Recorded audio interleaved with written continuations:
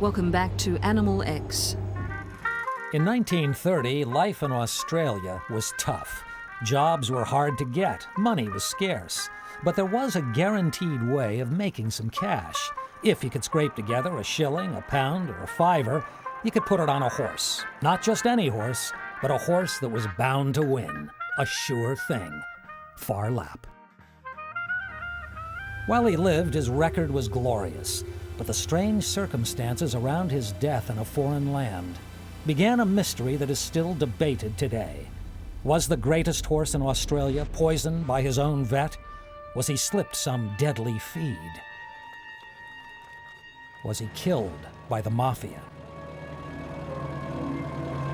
A lot of Australians believed that he had been poisoned. Phar Lap had a mysterious death overseas at a time when the population was desperate for heroes. Animal X begins its investigation in Melbourne, Victoria, where the Phar Lap legend began.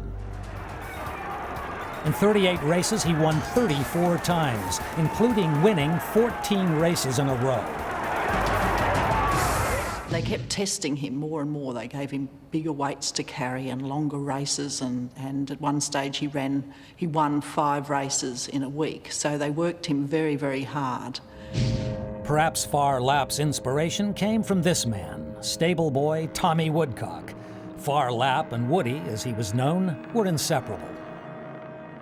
By 1930, Phar Lap was a hero. After all, he was winning just about every race. But he was making enemies, too. Bookmakers were losing a fortune. Payouts were huge.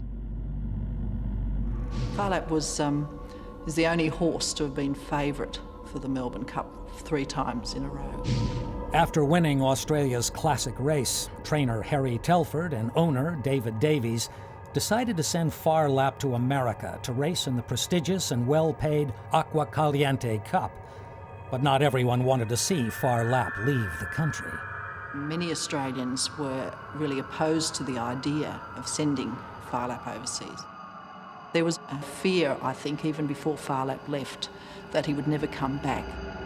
Phar Lap won so convincingly that some said he wouldn't be allowed to live. Racing in the USA at that time was a tough business, controlled by the mob, the mafia.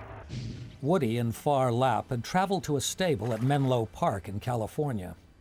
At 4:30 a.m. on the 5th of April, 1932, Phar Lap woke with a slight temperature. Veterinarian William Nielson, who had also traveled with Phar Lap from Australia, treated the horse, but it became much worse. Nielson left to seek another opinion. Just after midday, in great agony, Phar Lap died. Woody threw himself on the horse and cried.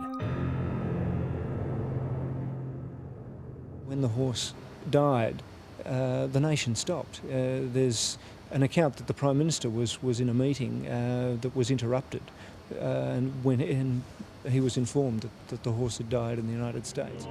The 2 most persistent theories were that he'd been deliberately fed damp oats which brought on a fatal attack of colic, or that there were poison clay pellets in his stall. 2 autopsies only deepened the mystery. Nielson, the vet, blamed a bout of colic for the death, even though there was no food in Phar Lap's stomach. The U.S. authorities then officially declared that the death was caused by the spraying of nearby trees with lead arsenate. A nation mourned as Phar Lap returned to Australia. His hide was preserved and has been exhibited at the Australian Museum since 1932. This is more like a shrine than an exhibit, with relics of his racing days alongside his huge frame.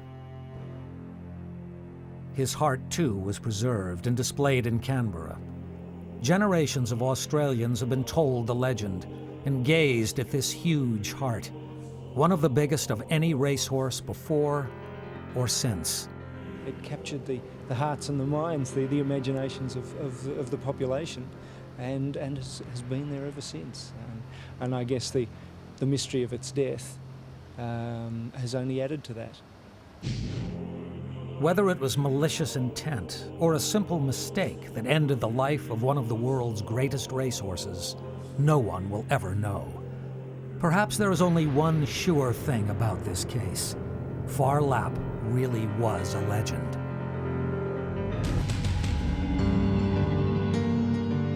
said there are stranger things in heaven and earth than we can think of. There was a fear, I think, even before Phar Lap left, that he would never come back. You've just seen some of them on Animal X.